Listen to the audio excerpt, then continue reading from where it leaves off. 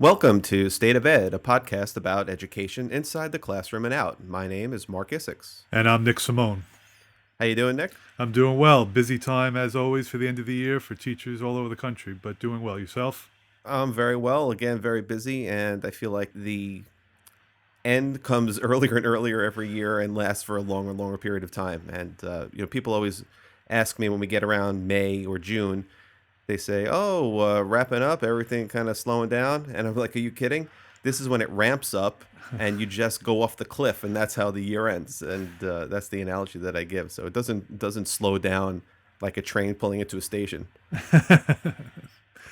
But we made it to the second podcast. We're still on the air. We haven't gotten canceled yet, and that's the beauty of a free medium, I guess. But we have definitely a lot to cover today. We have a really pretty packed show, and the first topic we want to touch upon is Common Core, that CORE, that four-letter dirty word that everybody seems to be talking about, and it's certainly a pretty polarizing thing. And I thought we would start with a little bit of the history of Common Core as we kind of both understand it, and talk about whether or not there's a validity or a need for Common Core. And then, of course, we'll get into our method lab and pick another topic, and that'll be our podcast for today. Yeah, I think Common Core has obviously been all over the news. It's been in the discussion with presidential candidates. It's been on the state level. But I do think there's a lot of misunderstanding with what Common Core is. I mean, when you think of it from your administrative standpoint, what do you think the goal of Common Core has been? Well, I mean, thank you for setting me up because that's a softball. I appreciate that. And for me, when Common Core first came into play, we were on the phone, probably one of our many, many phone conversations, and I asked you very plainly, "Isn't this what we used to call teaching?" And I really still feel that same way. I feel that we had an education system that really prided itself on getting students to become lifelong learners and getting students to think and trying to provide opportunity for everybody. And then we somehow went off the rails, and actually have my theories about why we went off the rails, and I'm sure we'll get into that a little bit as we go along. But so now we're kind of trying to find our way back, and as is with education, typically what's old is new again, and usually they bring it in with a new name and they give it a new acronym, and all of a sudden everyone's supposed to sort of genuflect when they see this new acronym, but it's really the same old thing that we used to do, except kind of new packaging. Well, I hope I'll give you my understanding of what Common Core is, and if there's anything you disagree with, obviously, let me know. Of course. First of all, it is not a federal government takeover of education. This is not. If I see more people writing about on postings online of this is Obama's administration trying to take over and indoctrinate young people, that is not what it is. My understanding, from what I've learned, is that governors got together a long time, several years ago, and were concerned that the quality of education may not be the same in each state. So you might have students in Massachusetts who are performing at a certain level, and then students in Mississippi who are performing at a different level. That's right. And just to interject for a second, if I may, on the administrative side, I see this all the time with new entrants because they're coming in from different places, and we have our guidance counselors trying to figure out from the student's transcript what they actually can get credit for in our school, in our state system, versus where they had come from. And it's an amazing difference in terms of what's required in other states, how many credits of certain courses you need to take, social sciences, which is something near and dear to us as we're both history teachers. In some states, they'll take maybe a year and a half of social sciences, and that's it, whereas in New York, they're taking 4 years. So there are all kinds of different parameters and different requirements. Yeah, I could definitely see that being a major problem for administrators and also for students who are thrown from one different school district to the next. So I think my understanding is that governors got together, and from what I've read, there were educators involved in the process, and they tried to create a common set of standards. I even feel like the word common, unfortunately, sometimes may connote, communism and takeover and government dictated, but some people are fearful of that, and that's really not what the purpose of this is. So I have always tried to take the positives out of Common Core, at least for my classroom.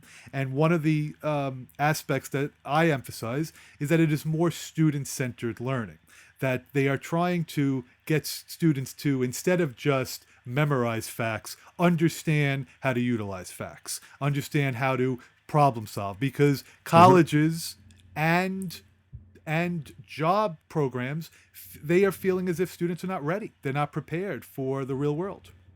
It's interesting that you mentioned that because there are a couple of articles that, as I was preparing my thoughts and notes for our podcast today, I wanted to go in a couple of different directions. And as luck would have it, about a couple hours before we started the podcast, I was going and reading the New York Times, and I came across two articles in the Business Day section that sort of connect to what we're talking about today. But I do want to get into that in a second. But I feel like perhaps we need to segue into it a little bit more. And so you mentioned what you mentioned is very, very true that we've gone away from learning for depth of understanding and trying to problem solve and trying to think outside the box. And there's a reason why we went against that. It's not because teachers got together in teachers' lounges and said, let's derail the education system. It's that really well-intentioned teachers were told that there's now going to be new weight placed on these end of year exams. And that is an outgrowth of No Child Left Behind. And once teachers started to get that pressure, they started to feel the need to teach to the test, rightly or wrongly. We could certainly go into that as well if you'd like. But the fact is that many, many did. And when they started to do that, the erosion of real good, effective teaching practices began, in my opinion, on a larger scale.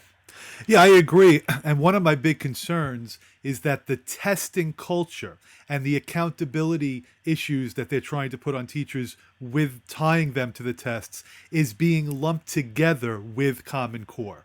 And unfortunately, Right. the good aspects of Common Core, which I will continue to say is the student-centered learning, Absolutely. asking students to think critically, asking students to form opinions. That's what colleges want from students to be able to do. That's what employers want students to be able to do. And I think we were in a rut for a little while where we weren't doing that. As technology came in, I think I remember reading an article in an educational journal by I think somebody named Marc about the impact of PowerPoint on education. And I think with the growth of this, too many teachers were putting notes on a PowerPoint, thinking that that's creative, but they weren't allowing the students to think for themselves. I agree with you. And again, just to come back to the reasons why, because I do believe in teachers and I believe in administrators and I believe in their intentions to be very good and selfless and really trying to do the right thing and create a new generation of citizens and people who can carry the torch and build future bridges to generations to come. And I really believe that in mass, that's who these people are. There were different sort of objectives that came onto the scene in terms of No Child Left Behind, which Thomas Friedman, again, was second week I'm mentioning Thomas Friedman. It'll probably continue as a trend as we go along. But when I saw him speak, and I think you were with me in Adelphi University a couple of years ago, he sort of surprised me a little bit because I pretty much love everything that he says, but he talked about how much he loved No Child Left Behind.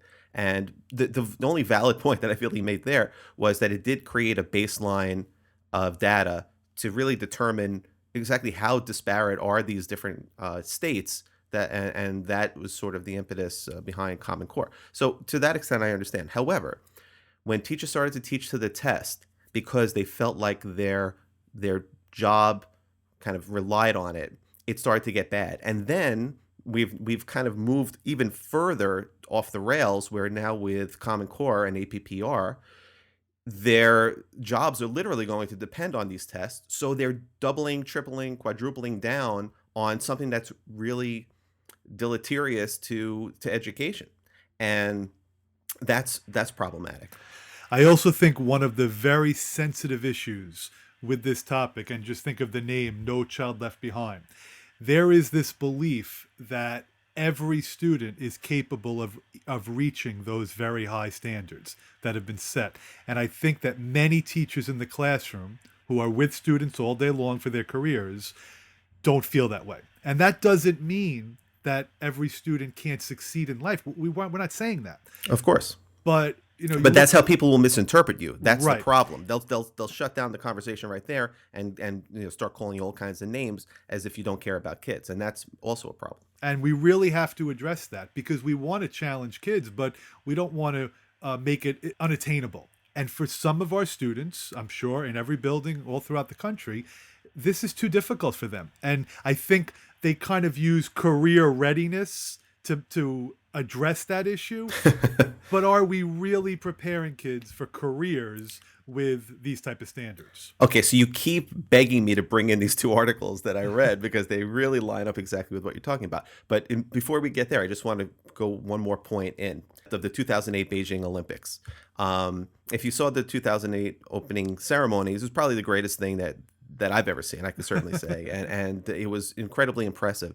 And what you saw, in case anyone's listening hasn't seen it, you certainly should YouTube it. I'll put a link on the show notes. But what you saw was a society that was designed to work collectively. And this is not a plug for socialism because I'm not a socialist, but you could see by the way that they put themselves out there as a group, from the different thing they did with the boxes to the Tai Chi exhibition. It was all just absolutely breathtaking how they worked in sync with one another. That is culturally a very Asian thing. Now, and to me, this is where it really comes into play. If you watch the closing ceremonies, if you remember, the closing ceremonies was sort of a foreshadow to the 2012 Summer Olympic Games. And do you remember where they were? Oh, London. Correct.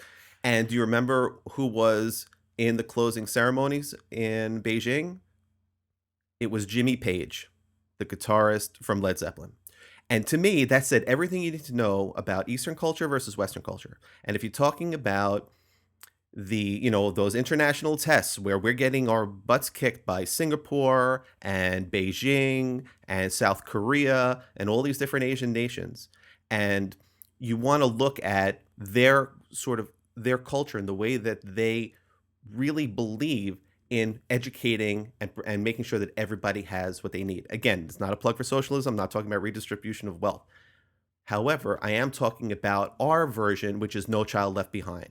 And we have No Child Left Behind in a country that's designed, unfortunately, to leave many behind once they get out of school.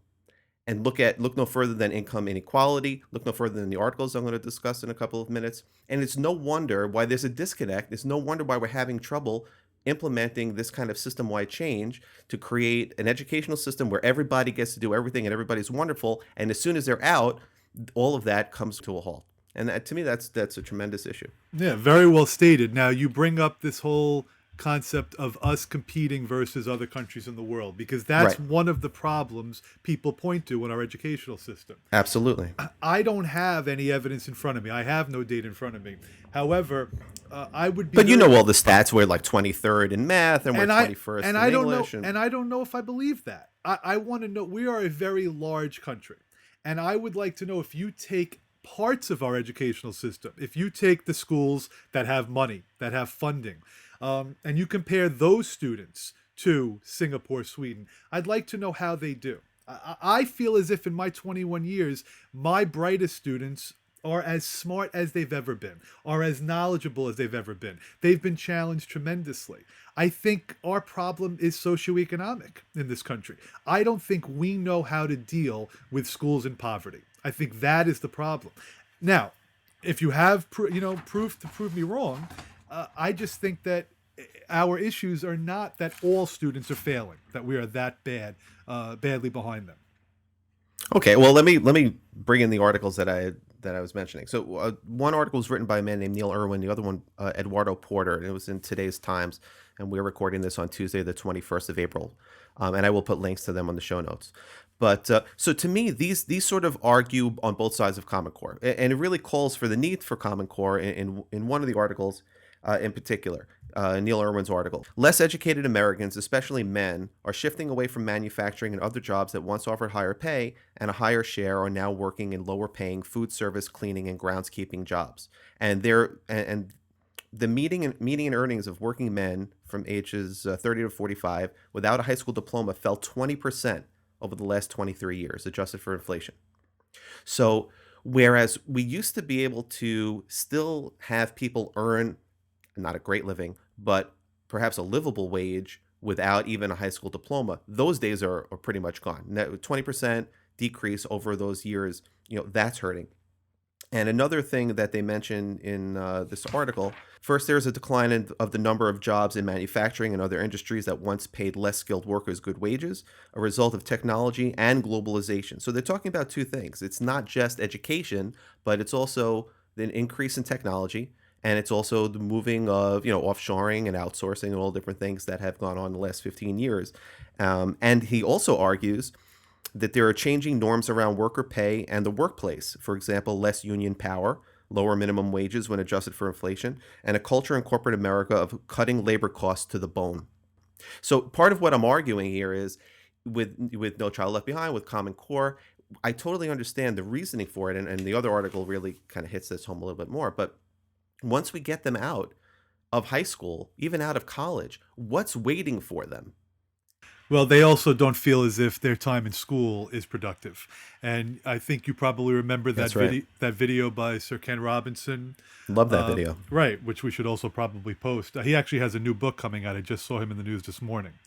And I think our educational system right now, it doesn't work. The whole setup, the whole bell schedule that so many schools are working on, where kids are going like robots, like factory workers, that doesn't work anymore. They need to be more hands. There needs to be more hands-on learning, more creativity.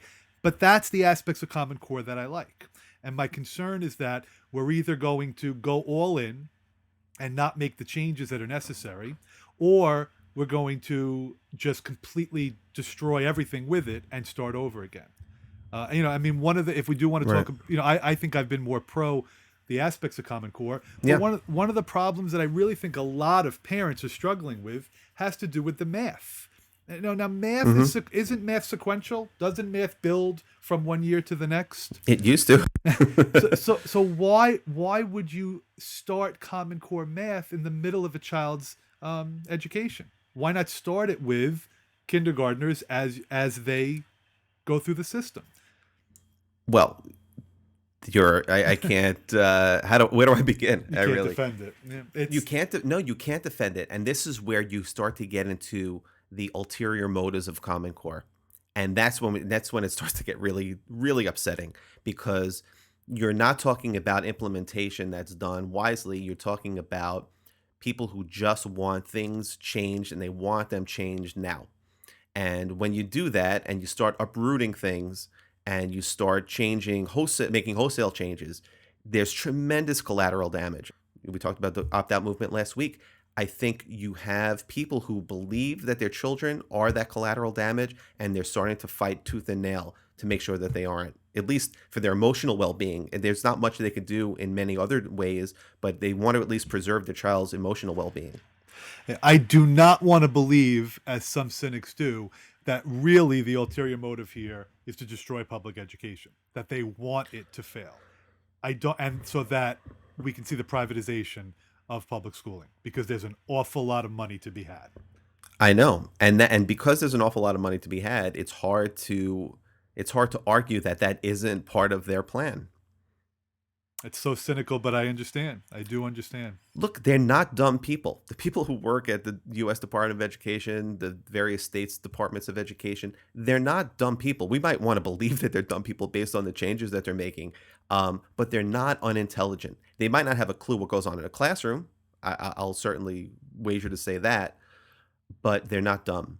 And so there's another level of another game that's being played here, and they are multiple moves ahead on the chessboard than we are, and we're playing catch up. I was actually having this conversation today with my math chairperson. Don't think for a second, as we were preparing the all the boxes for the test, Right. but don't think for a second that this opt-out movement is taking anybody up there by surprise and caught off guard. They totally know that, or knew that this was coming, and they are ready to counter it. We just don't know necessarily what their full response is going to be yet, but we will find out. Don't you think that our next presidential cycle, with all these candidates, could play a role in this? They will be asked how they feel about Common Core. I don't know. I don't know. Will it reach a critical mass on a national level by that point? I don't know. I have been reading, for example, Indiana, which was one of the early adopters for Common Core, is now kind of reversing course, and they're sort of moving away from it. But they're also moving away from unions, and Right. and that's not good for education either. And we'll talk about tenure probably in the next episode. But um, so there is some pushback. I just don't know. Will it reach a critical mass by 2016 enough that that becomes a wedge issue, strong enough to really get people to vote on one side or the other? I don't know. Yeah, I think as of right now, 43 states have adopted the Common Core standards. I know Virginia has not, which I found interesting. And I believe Minnesota has adopted the English but not the math. Yeah, I think they're the only ones. I'll have to fact check that, but I'm pretty sure I'm correct on that. Yeah, I don't even know where to begin. How do you how do you do one and not the other? I guess. But just to go back to this article, so one of the articles, Eduardo Porter's article, is called the Big Mac test, and he basically is using the Big Mac almost as a CPI type of measure.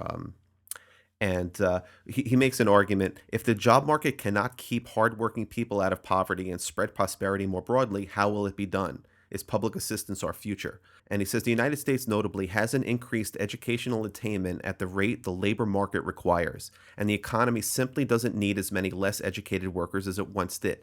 To me, this is the argument for Common Core. This is why you need to have a real emphasis placed on education. It's got to happen, soon. So I do understand the impetus to move quickly with this because the labor market requires it. And if people are going to not live in poverty and live and have living wages, they need to have the skill sets that the market requires. This is one reason why you want Common Core. I'm a firm believer, and I know you are as well, that there has to be a love of learning, a lifelong love of learning. And it can't just be about what's on today's test or today's quiz or the state test or the SAT or the state exam, whatever exam we're talking about. But yes, and I will say that setting the tone for that has to come from your end, the administration.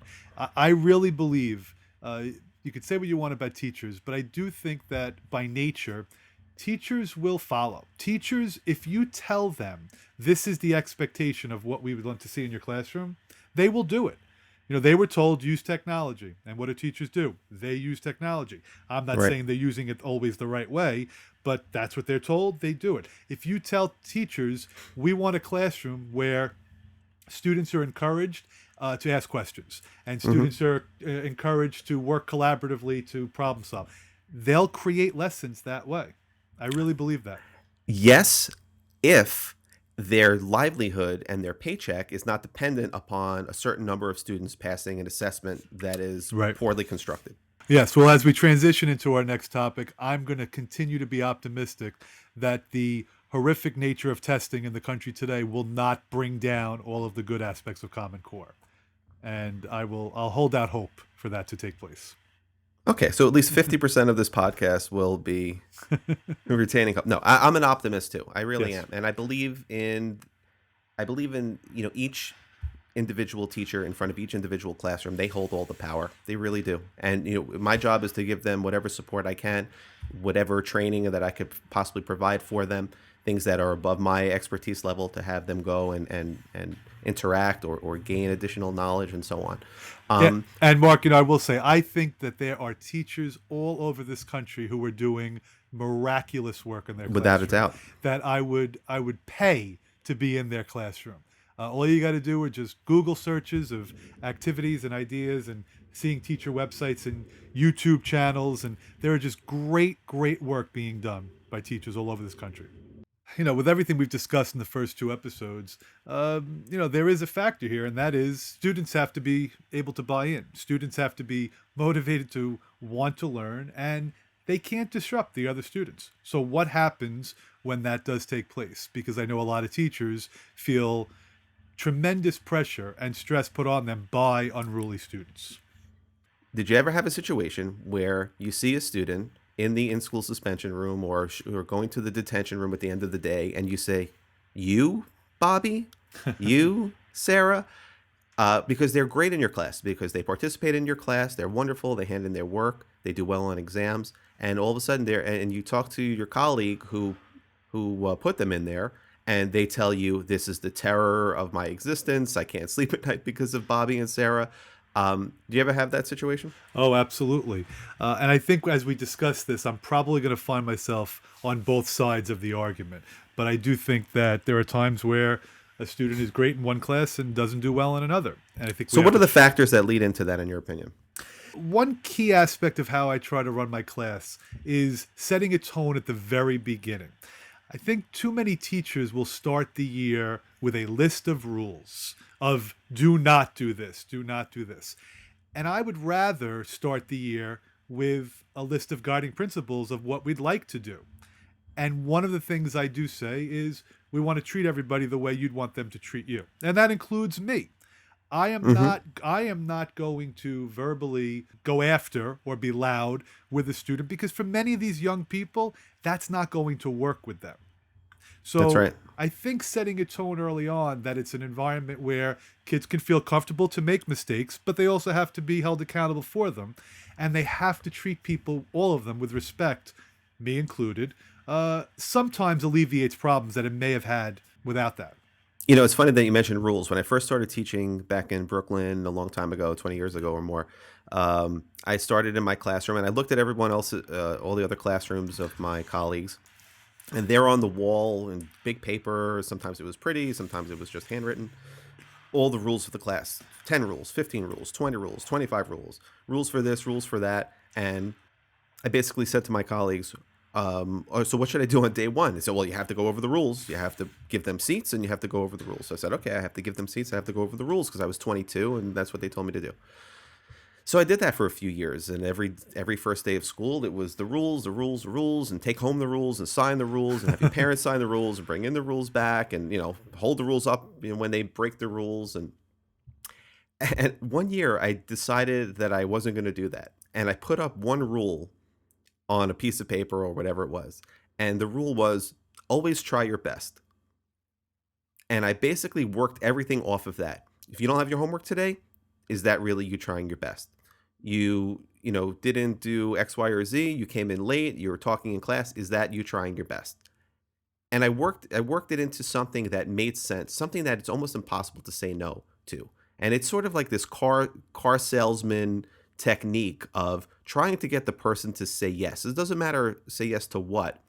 You just want them to get in an agreeable mood. And car salesmen are brilliant at doing this. You're sitting there and if I could sell you a great car at an amazing price, would you buy it? Yes, because I'm not an idiot. That sounds wonderful.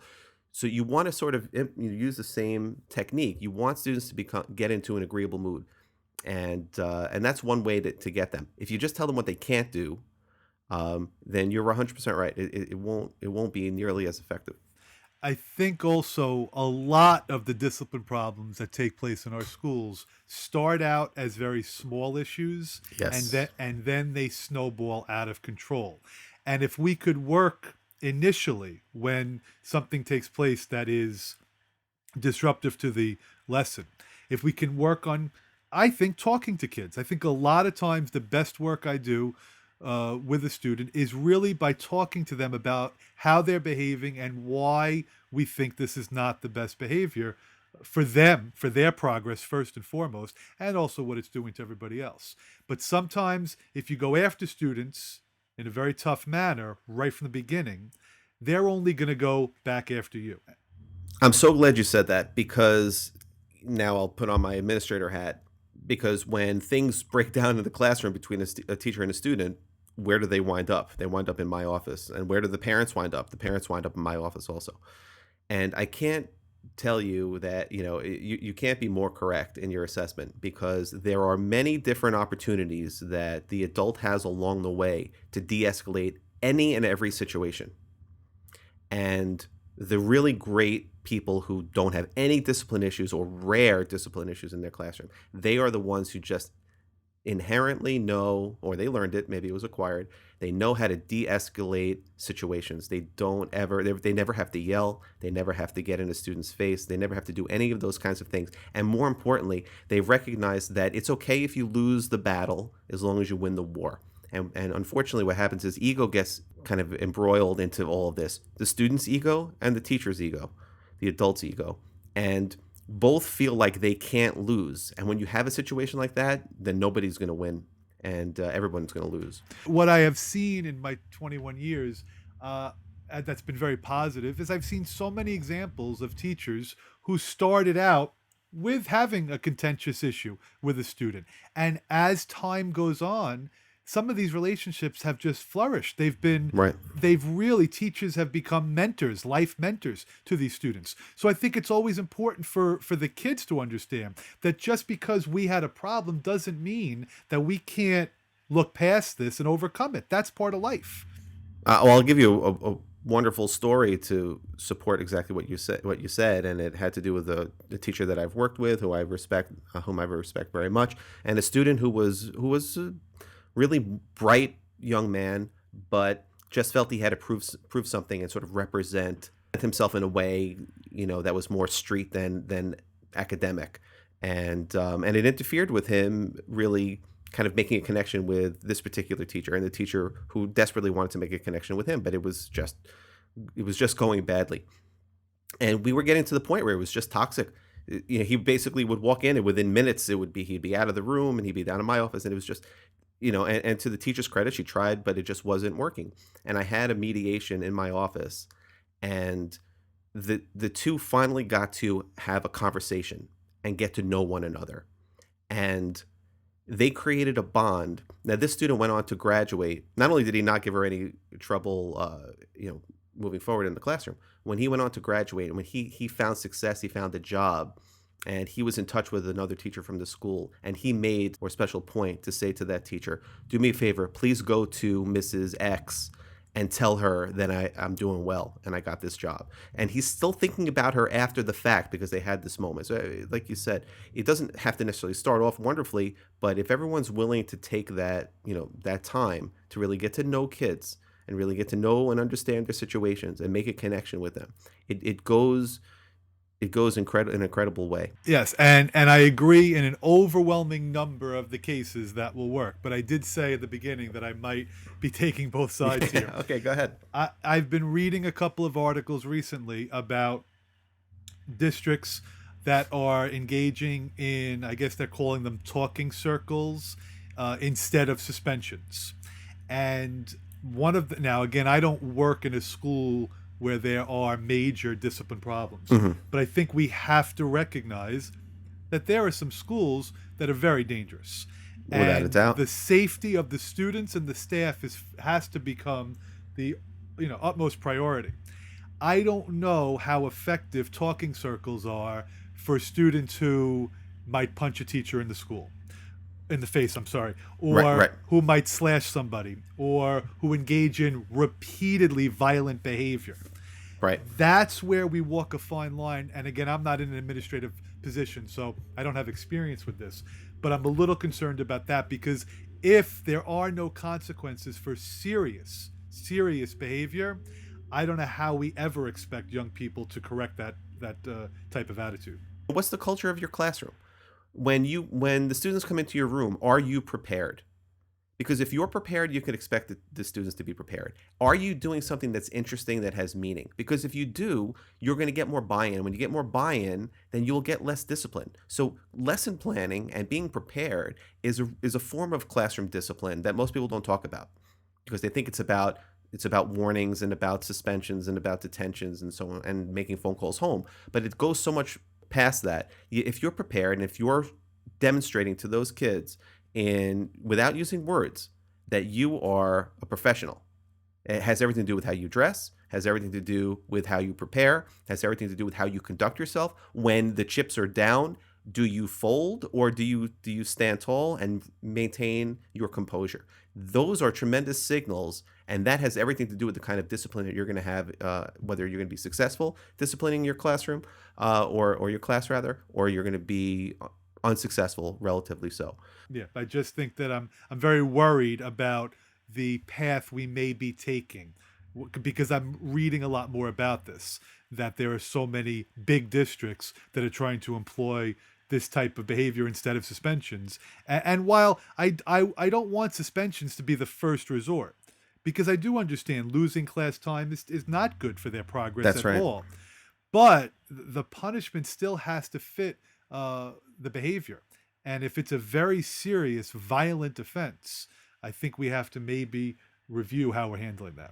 That's right. And again, administratively, I look at it from two perspectives. One, what's in the best interest of the student who is causing the problem, but I also have to look and see what's in the best interest of the other 31 students Right. who are not causing this problem, because they too deserve an education. They too have rights, and they too deserve the best educational opportunities that could be afforded by a given community at a given time. And so sometimes those kinds of suspensions are warranted, and nobody likes it. I would believe me, my day would be much better if I didn't have to, if everyone was behaving properly and we didn't have to deal with suspensions, we didn't have to deal with discipline, or we didn't have to deal with improper behavior. But then again, they're young people and they're going to make mistakes, and you have to give them a chance at redemption. You must give them a chance at redemption. Absolutely. And if you don't, then who are you really helping? You're not helping yourself, because you're telling a student there's no hope. And if there's no hope, why would they ever come back to the table and offer you anything positive moving forward? Yeah. And you know what? 2 shows in, and I think we already see all of these issues are connected. When the That's right. student, when there's fewer discipline problems, they'll perform better on tests. When they're performing better on tests, they'll be more actively engaged in class. I mean, it's all just connected to each other. So maybe this is a good place for us to wrap up and get into some of our housekeeping. For those of you who are interested in following us on iTunes or in the iTunes store, you can find us in the podcast section. And please feel free to subscribe to us so we know that you're out there and listening. You could also find us on the web at stateofedpodcast.com. If you have any questions for Nick or myself, feel free to reach out to us via email at ask@stateofedpodcast.com. We'll also put up some links to the different things that we discussed at stateofedpodcast.com. You could also follow us on Twitter at SOE Podcast. Sounds good. I look forward to talking to you next week. Same here. Have a good week, Mark. You too.